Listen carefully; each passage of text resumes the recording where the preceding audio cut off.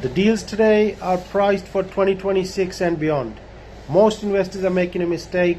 They're structuring their deals for 2025 even now. We're in December.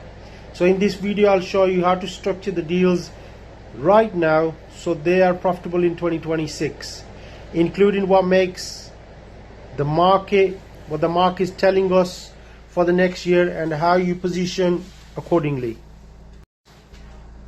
So from our previous videos, you know exactly how to find a property, how to refurb it. Now it's about time. I'll show you how you structure the deal, and so you can profit regardless of what the market does in 2026. So okay, 2026 is coming up fast now, guys. We're in December and the fundamentals of property are shifting. Okay, if you don't set up the deal up properly this year now, you'll feel it later on. So this blueprint from me is for profitable deals in 2026. So okay, what's the market saying in 2026? All right, the analytics expect a modest growth next year in UK house prices.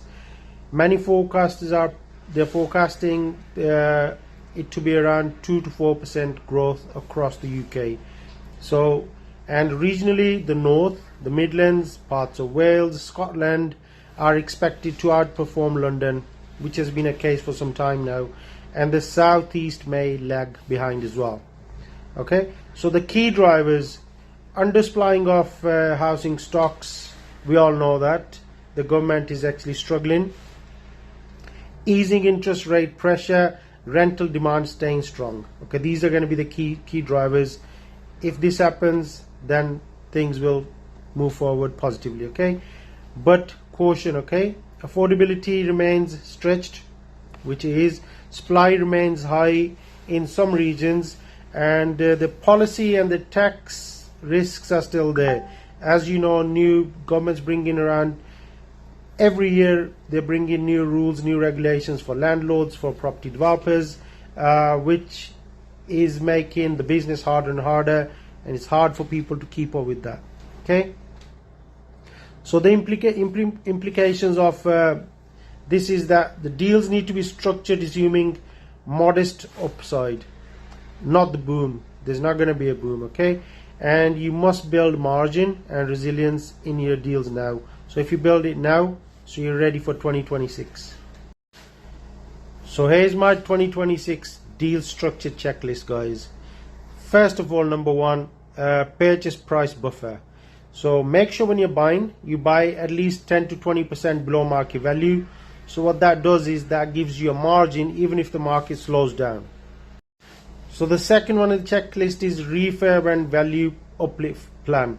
So make sure you got a clear uplift plan where you're trying to target to add value for profit. Okay, and make sure your refurb is aligned with the needs, the value was needed in 2026. What I mean by that is, for example, you need energy efficiency, you need flexible layouts, and HMO friendly atmosphere. So when you do start these refurbs, make sure you got a clear exit strategy. For example, will you flip, will you refinance, or are you going to hold for cash flow? But in 2026, what I'll be doing is I'll be leaning more towards hold and refinance, and obviously HMO for a good cash flow rather than all these fancy speculative flips that there's going to be big price rises. So don't go for that in 2026. I would say hold and wait and just enjoy the cash flow.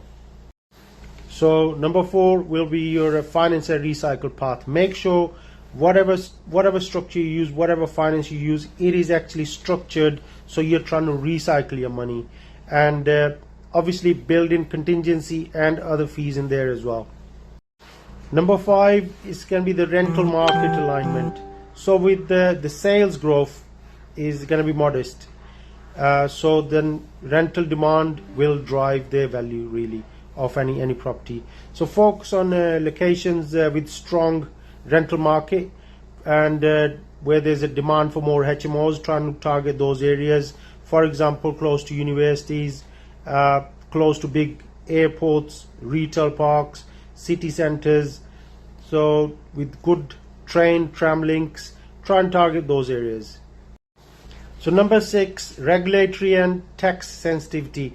Make sure you compute for worst case scenario, because we are living in an unpredictable market. Okay, so tax legislation changes, so make sure you compute for all that worst case.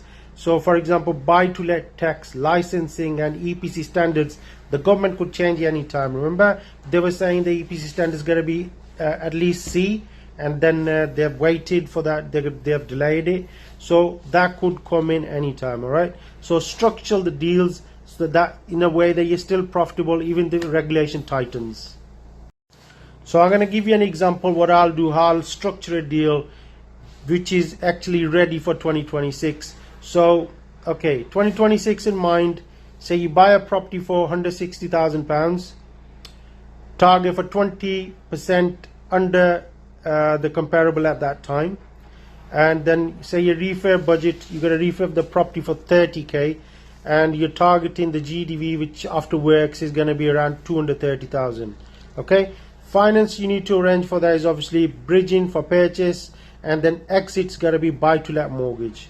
All right, so after that, the rental strategy, trying to convert into a minimum 4-bed HMO and trying to target the area where you can get a rent of around £2,400 per calendar month, trying to target that area. So you got the built-in buffer now. Okay, now let's say the worst case scenario, the GDV, the growth is not there in 2026, so GDV comes down only at 215,000. You were expecting 230. Okay, but still it's giving you immediate margin even if the growth is muted. All right, so this structure means that even if the growth is only say 2 to 3%, you're still making money. You're not reliant on the boom. So that's how you need to structure your deals. This is just an example how you can actually buffer yourself against slow market increase, okay, in the prices of the houses.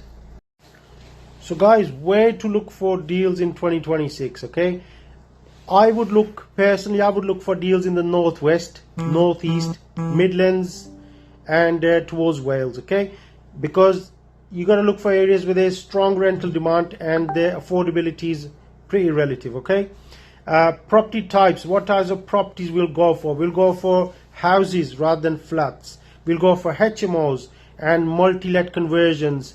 So where we can add value to refurbishment, we'll go for that kind of properties. Auction and distressed stock.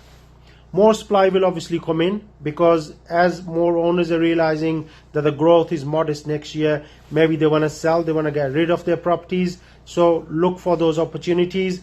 Build a pipeline early. Go and do your viewings. Get the inspections done. Get the valuations done now, so you're ready for 2026. So guys, remember, in the end, what I need to say this to you guys is that the deals in 2026 are the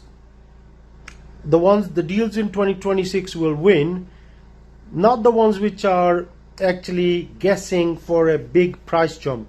Those deals are not going to win in 2026. The ones which are structured properly, they're built on value, margin, and proper structure, those are the deals which are going to win. Okay, so comment below guys, let me know what's your biggest deal structuring in for 2026, and Merry Christmas to you all, Happy New Year. And yes, make sure you subscribe to the channel, because in the next video I'm gonna tell you about how to find and finance HMO conversions for cash flow, especially for 2026. So that'll be my gift for you for New Year's. So until then, keep working hard, and I'll see you in next video.